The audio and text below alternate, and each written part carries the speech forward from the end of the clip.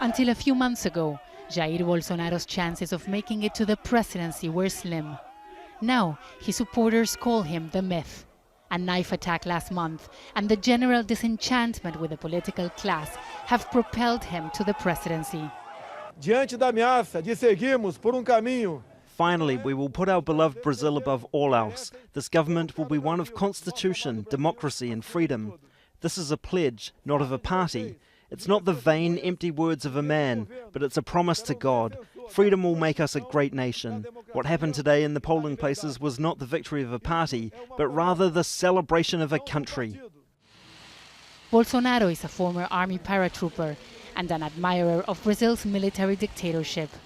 He said that a good criminal is a dead criminal and has promised to clean the country of what he calls the red communist threat.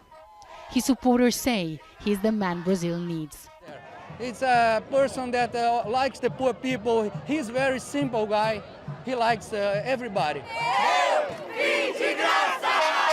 Hundreds of people have gathered outside Jair Bolsonaro's apartment. They're chanting the national anthem and celebrating. They say they want order and progress, something that's written in the Brazilian flag. But there are many who fear that Bolsonaro's election is a threat to democracy.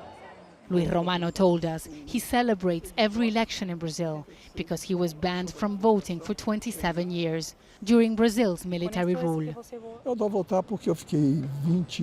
I cherish every election because it's our way of expressing ourselves, and this election is more important than ever because of what's at stake, and what's at stake is our democracy. This is the first defeat of the Workers' Party in 16 years, when former President Lula da Silva won the presidency. What we saw was an awakening of people as to what was at play in this election. We are seeing principles being put to the test. We had 2016 when President Dilma was being impeached. We had the unfair imprisonment of President Lula, the failure to follow the UN resolution. We move forward with courage to take our message to all corners of this country.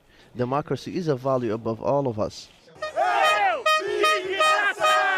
Bolsonaro has vowed to appoint former members of the military in cabinet and that he'll run the country with an iron fist. Analysts believe his election represents a challenge. Do the Brazilian institutions have the capacity to defend themselves against a challenge to the democratic way of doing things, right? And what we've seen, I think, from the TSE, the electoral courts and some of the other instances makes me worry that perhaps not.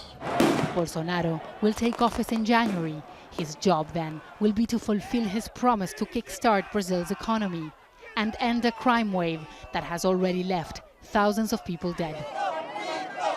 Teresa Bo, Al Jazeera, Rio de Janeiro.